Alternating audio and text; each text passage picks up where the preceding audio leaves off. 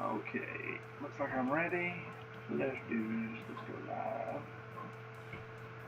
Alright, let's minimize this. And we kept us over behind the scenes. Sorry. I want to make sure everything is working before I get going. Testing 1, 2.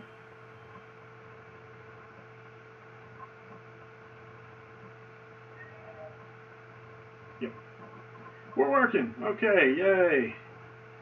There we go. Technical glitches aside. Okay. So I recorded this already once. That's why I was kind of hemming and hawing on this one because I went on a good little tangent for a little while. So, oh, 1 second.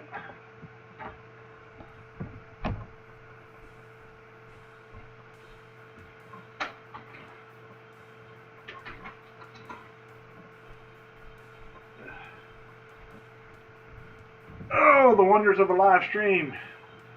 Okay, so I have here, and this, by the way, this video will be about how potential in NHL could be carried over into Madden to create a more engaging experience for online franchise users and franchise users in general, but mainly focusing on the online setup.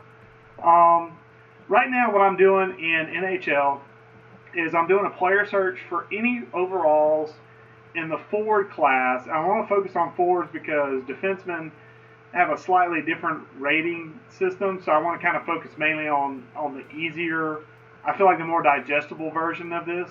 I'm going to pull up 90 to 99 overall players on the forward category, which includes left wingers, centers, and right wingers, and I'm pulling up basically the best of the best at this position. The reason I'm doing this is because I want to show off potential. Okay, so I'm going to organize these guys by overall, and I want you to note that there are two different potentials that you're going to see in this list of 21. You're going to see elite, or you're going to see franchise. Those are the top two tiers of potential you have. Now in Madden, just to kind of throw that out there, in Madden you have Superstar, X Factor, you have Superstar, you have Star, and then you have normal development.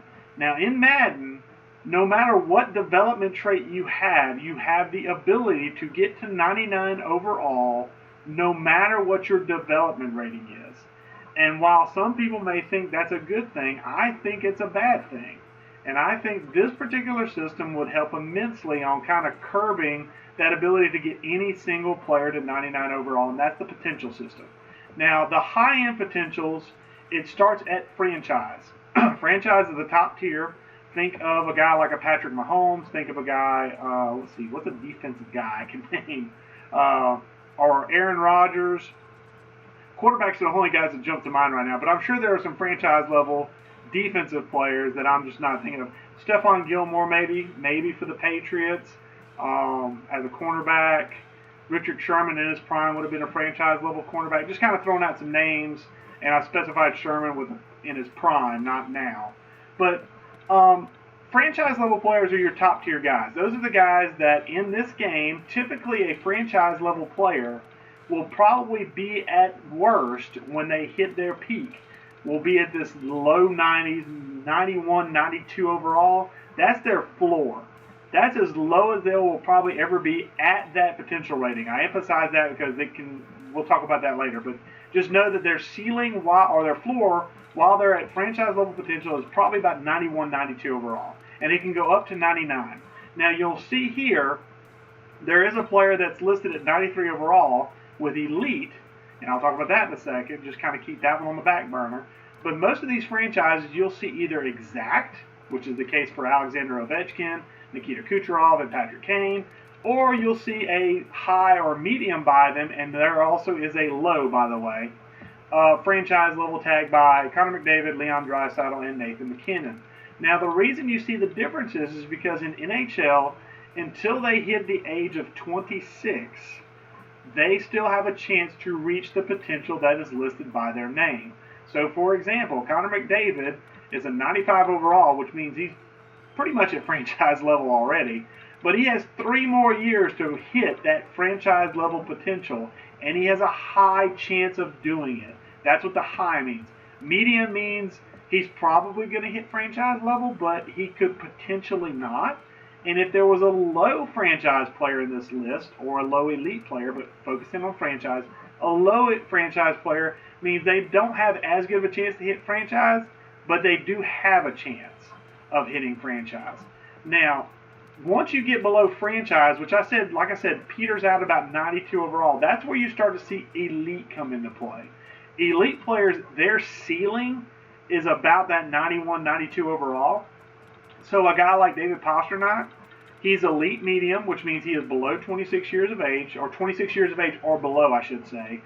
And he is right there at that 91, 92 overall. So he's pretty much at his potential peak right there as far as his overall. And obviously overall is generated from all his attributes being added up together in some kind of mathematical formula that I don't know the details on and couldn't begin to think about. But just that thing right there basically caps out David Pastrnak. He's a step below the franchise level players, so he's not a guy you'll build your entire franchise around, but he's a guy that, with him and a couple other pieces, could really take you to the next level as far as playoffs, Stanley Cup, things of that nature. So these are guys that aren't necessarily generational talents, I'll say, but these are guys that essentially are the backbone for any really, really, really good team. You'll see guys like Austin Matthews, Jack Eichel, Mitch Marner, Alexei Panarin. I'm trying to remember some of the names. Evgeny Malkin's down here. Anze Kopitar's down here. Steven Stamkos is down here. These are elite level players. If you know anything about the NHL, which I know a good bit, but some of these names I'm probably missing: Jonathan Huberdeau, Brad Marchand, Patrice Bergeron, Alexander Barkov, Mark Scheifele, Nico Rantanen. I believe I got everybody right. Good for me, 21 out of 21. But anyway, just know that franchise basically is like your 99 overall down to about 92 overall.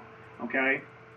Elites run anywhere between 92 overall and say maybe a low end like 86 low end, and that would be where they would basically hit their floor. Okay? You'll hear me use floor and ceiling a little bit just to kind of differentiate between the two, because this isn't a development trait like in Madden. This is exactly what to do based upon their skill set, based upon their abilities. So David Pastrnak basically has a good chance of staying in that elite status and getting to about a 92 overall, and that's probably where he'll cap out.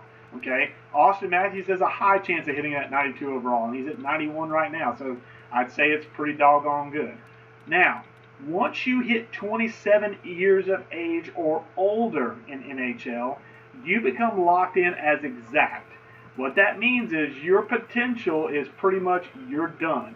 Okay? You will grow very little in overall between now and the end of your career. If anything, you will start to decrease as you go forward. Now, in NHL, most of your decreases occur after the age of 32. Now, I know in Madden, it's like 28 is like the magic number where you start to see the decline. Okay? In this game, it's 32, maybe 33, 31. It's in that low 30s range, okay? So you get a little bit more of a gap. But as you start to see that age creep up, you start to see the potential decline, okay? And the reason I bring that up is because Sidney Crosby, I know for a fact, he was franchise level whenever I started this series, whenever I started this franchise mode I'm currently in. Over that first off-season we had, he dropped from a franchise level to an elite level. That is why he's currently sitting at 93 overall, even though the ceiling for elite players is in that 91, 92 range. So this guy's actually overall better than what his potential is, which means he's going to start to come down in overall to meet that new ceiling he is against. And that's just Father Time working its magic against you. Now, that's realism in a nutshell right there, because the first things that Sidney Crosby's going to lose is going to be things in his skating category, which is your speed, your balance, your agility, your acceleration, your legs basically getting slower as you get older, and your physical traits. So durability will go down, aggressiveness, body checking, strength will start to go down. Those things will all start to fall, and as they start to fall, your overall starts to come down. Some things, though, in here, like your shooting category, your puck skills, your awareness categories, okay, those will stay pretty high. Your poise will also stay pretty high. That's basically your ability to deal with dramatic situations and changes in momentum. All of those will pretty much stay the same. So you keep a lot of your core talents. You just start to lose athletic abilities, which is true of any sport. the first thing to go is the body, as far as legs, the ability to stay healthy, things of that nature.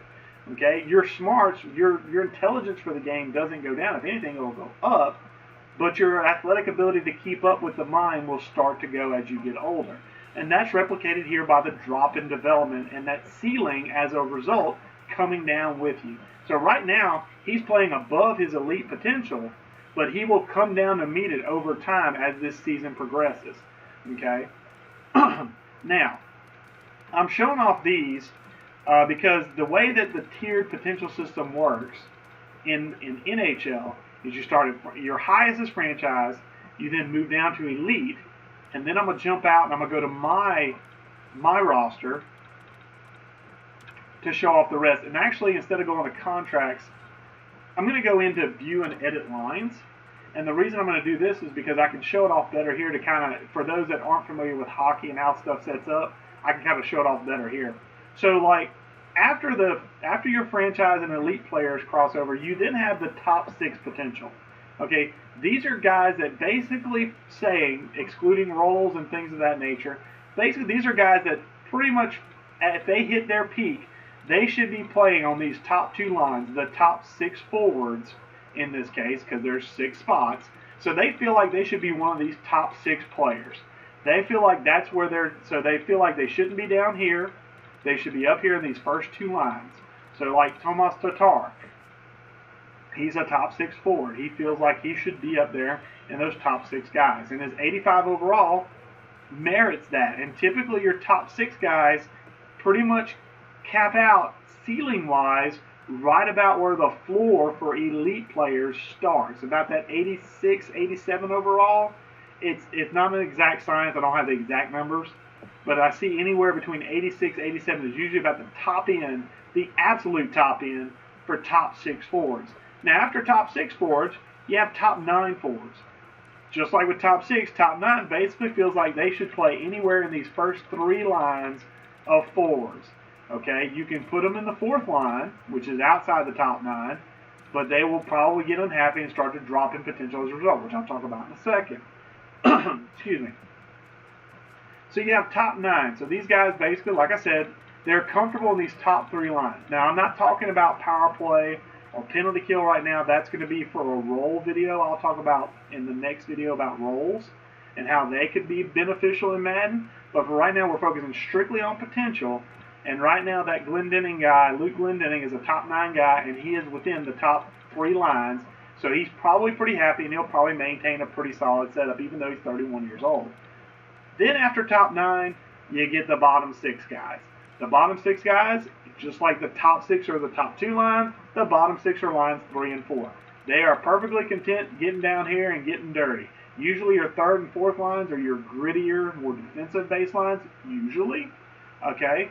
And these are the guys that basically fulfill those requirements of being those gritty guys that like to play down here and kind of get a little dirty.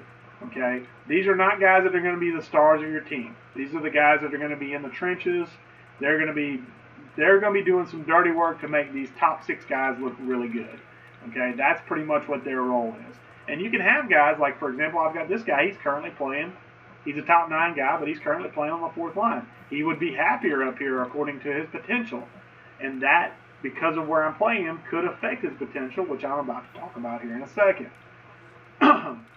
Now, depending on your coaches, I'm bouncing back to contracts to make it a little easier. And I'm going to look at forwards specifically, mainly because I want to kind of keep it kind of simple for those that aren't familiar with hockey at all.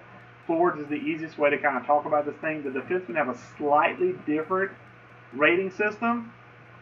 But honestly, it's kind of similar. It's just easier to talk about it like this for me in terms of referring it back to Madden.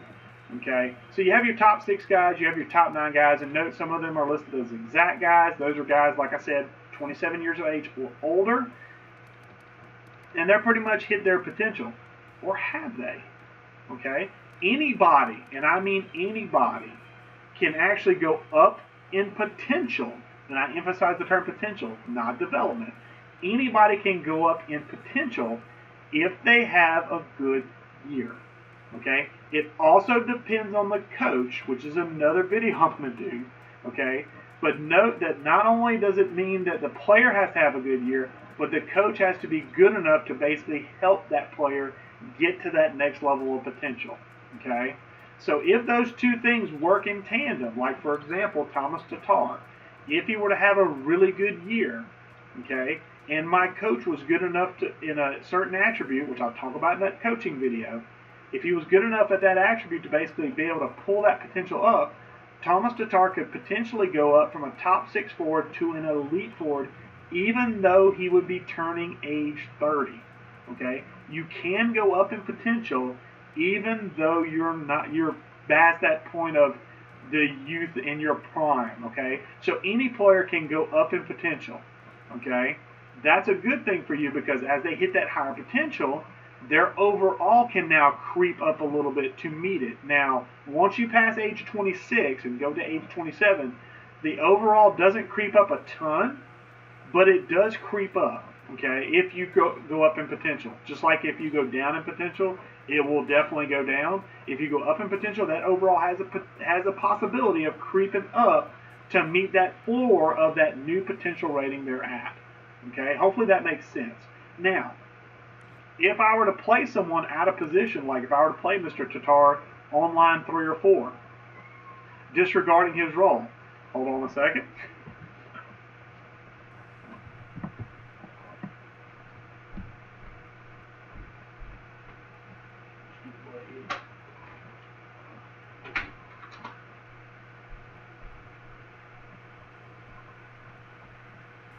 Gotta love having cats in live video. That's awesome. All right, so what I was saying is, if Tatar, what if I played him on the 3rd or 4th line, or he just had a really, really bad year, which is possible because this is an expansion team. He could have a really crappy year. The possibility is always there, no matter what age. Keep that in mind. No matter what age, potential can also go down. Okay, so if a guy has a really bad year, he could see his potential go down, even if he's 20, 21 years old. Okay, if you play him improperly, play him off of position, play him below where he feels like he should be, that potential can go down. And obviously, with it going down, the new ceiling and floor is applied, and the overall could come down, or would go down, or maybe if a guy was really, really low overall and the potential came down, his overall would only go so high, whereas earlier it could have gone higher. Okay, so your potential can go up or down regardless of age. But always, Father Time wins. So when you hit 32 to 33 years of age, okay, your potential has a chance every offseason, no matter how good your year was, of going down. And obviously, as it goes down, your overall will come down. There are certain coach archetypes that can prevent that from happening to a certain extent, but it's not absolute. Your guys will decline over time, just like they would in real life. You can only kind of put a band-aid on it. You cannot stop it from happening with certain coach types. So it's not an unfair advantage with this particular type of coach. And again, talk about coaches later. But just bear in mind that Father Time, the age, will always cause the potential to go down. Okay, no matter what. It may take a little longer, but it will always go down. Now, if guys start off high, like say Connor McDavid is a franchise-level player, once he gets to about 32, 33, his overall will still be very high. It'll be probably in the 90s. It'll probably be 95, 96, where it is now. But as he starts to come down and get elite, and then top 6, that overall is going to quickly come down to meet it. And there's nothing you'll be able to do about it. Connor McDavid is just getting older. And you'll want to replace him, hopefully, with somebody who's as good, which leads into drafting and things of that nature, which I'll talk about in other videos. Of things that NHL can provide Madden CFM with as far as ideas and templates. But roles are really important because you get away from the development side and you also get away from experience. Now, as someone in Madden who likes the experience system, it does provide engagement week to week. I do feel like this on the whole provides more engagement because now you're monitoring how you're playing players. You're monitoring where those players are playing in formations. You're monitoring where those players are playing as far as snaps. What kind of stats are they getting? Will it cause some stat padding? Possibly, which is a negative you always have to look at with any type of online CFM, regardless of its experience or whatever. Okay, there will be stat padding that could occur, but with a good rule set in place, you can help prevent that. And essentially what this does is it makes you focus on getting guys that are good across the entire spectrum. It doesn't allow you to really get a super team. Now the salary cap helps with that too, but this is more ingrained with the potential side. By having guys with differing potentials, you kind of have guys like, for example, in top six, your franchise guys we talked about earlier, those would be like your Patrick Mahomes, your generational talents, the guys that, you literally build a franchise. You pay that man the bank, and you build that franchise around him. The elites would be the guys that basically are a step below those franchise level players, but still provide a lot to your franchise and are star level players in their own right. Then you have your top sixes. These would be your guys that are your backbone starters. Your guys that don't exactly light up a stat sheet or jump off the page at you, but these are guys that when you plug them in, they can hold their own against just about anybody short of those elite and franchise level players I mentioned earlier. Then you have top nine. Those would be guys that were fringe starters. Guys that, using offensive line as an example, maybe like a swing tackle, a sixth tackle, a sixth guard, a guy who could plug in and play at different positions, not quite good enough to start yet or good enough to start period, maybe he's older, but a guy who's good enough to get in there and play if you have an injury or if you just need to spell somebody for a bit. Then you have your bottom sixes. These would be guys that are your third string, your special teams players, things of that nature. The scary part about this game is I'm just scratching the surface on potentials. The minor league system, the AHL in this game, has an entire tiered ranking system similar to the NHL system. It just doesn't have franchise and elite. It has AHL top six, AHL bottom six, AHL extra forwards, AHL extra other forwards. So you have a tiered system, and that basically dictates how high of an overall you have. So those guys in the AHL could be like practice squad players. Maybe you have a guy that's never going to get off a practice squad, but he's a guy that you put there that has some good attributes that you could plug in, say as a kick returner, or as a gimmick receiver, or maybe as a gimmick quarterback, or a guy who has one really good like coverage attribute that you can plug in at like secondary spot. Just something about him that says, you know what, you're never going to be good enough to be a full-time starter in the NFL, but if I get hurt in a pinch, I want you there so that way I can call you up, you know the system, and I can plug you in. That would be those guys in the AHL, those types of potentials. So you can use this potential system and replace the current development system. And by doing that, you also replace abilities and you replace experience. Now, I love experience in Madden. It gives me something to do on a week-to-week basis. But if I had to give that up to get something like this where I kind of know where my players are going to be at, and all I got to do is play them and put them in positions to succeed, and I'll see that development go up or go down accordingly, that to me is much more rewarding because now I'm engaging still week to week. I'm still running through drills. The only thing I'm not getting is that experience factor at the end. I'm getting something else, which is at the end of the season, I see how much they've grown. They also can grow in season because I'll show this off real quick. See if I got anything on progress reports. This is something I didn't go over in the initial video. I don't think I do. Let me go to AHL. Do I have anything? Okay. So like this guy, Josh McWilliams. Okay.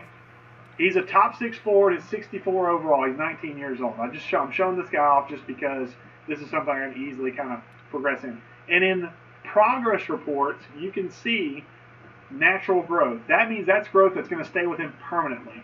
There's also statistical growth. So if he's doing well statistically, that's growth that doesn't stick with him permanently. It basically erases every season. So think of this as like high morale in Madden.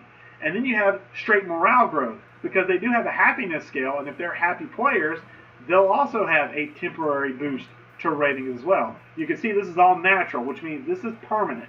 Okay? And by the way, this can actually work in the negative as well.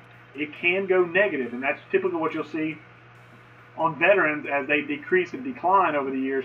You'll see that natural growth go down, and that's permanent drops. The statistical and morale growth are temporary boosts or drops. The natural growth is always permanent. So you know at a glance, like this guy, he just got much better at shot blocking and stick checking. Defensive awareness, he got a little better. You can see the current ratings there on the right-hand side. So I can tell at a glance what my guy's improving in, what he still needs to improve in, and maybe if he's getting any boost from just having a really good season. that really good season and that really high morale can contribute to him potentially getting up from a top 6. Maybe he goes to a high top 6, or maybe he just jumps up to elite. Okay, or if he has a really poor season, maybe he drops down to top 6 low, or he drops completely out and drops to top 9 medium. So all of that can occur in the span of a year. So you really have to stay focused on your entire roster, and that includes in an NHL series, that includes your AHL roster, and even some guys that aren't on your NHL roster that you haven't signed yet that are playing in other leagues to basically get better, so you can sign them to your minor league roster, your AHL roster. So all that entails is basically a way to use for you to stay engaged in a different medium. No, you're not getting experience anymore, but you're monitoring your potentials, you're monitoring your players to make sure they're growing and they're still able to hit that minimum potential. And with good coaching staffs, which I'll talk about in another video, those coaches hopefully can help maybe bring that potential out of players and boost it with good seasons by those players. And that's where your potential goes in. So potential is a really important thing I think would be good for Madden in lieu of development traits, because at this point, your top 6 is locked in on a certain overall range. You know how good that player is going to be. He will not get any better than a certain number, but he won't be any worse at the end of it than a certain number unless his potential goes down.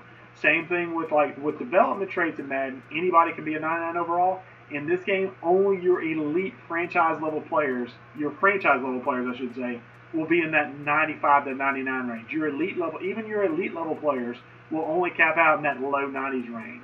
Okay, so it makes the elite players feel more powerful because they're the only ones that can be that high. And that's how you can differentiate your players without using arcade-like abilities, which is what's currently in play. The arcade stuff, the ability stuff is more designed for your Ultimate Team crowd, and it works great in the Ultimate Team crowd. But for a franchise simulation standpoint, plug potential in, use it as a differentiator between the really good, the kind of the top tier, the just below top tier, the solid starters, your backups, and then your guys that basically are fringe roster players and then practice squad players. If you use potential in lieu of development, that would be a much better way to differentiate your players, and that way you can get away from using abilities and just letting attributes matter, which is ultimately what simulation people want. I will try and put out another video today around player role and how that can affect potential and affect other things as far as morale, and how that would be a potentially good addition for Madden CFMs. If I don't, I'll try and add it in sometime during the week. I will try and get out one more video like this today, just to kind of talk about different things that Madden could pull from a sister series in NHL that would benefit Madden franchise users right now. Appreciate you tuning in. Appreciate you watching. If you have any questions or comments, please leave them below. I'll take a look-see at them throughout the day and days going on. And if you have anything, suggestions you want me to record for this, let me know. I'll catch you guys next time.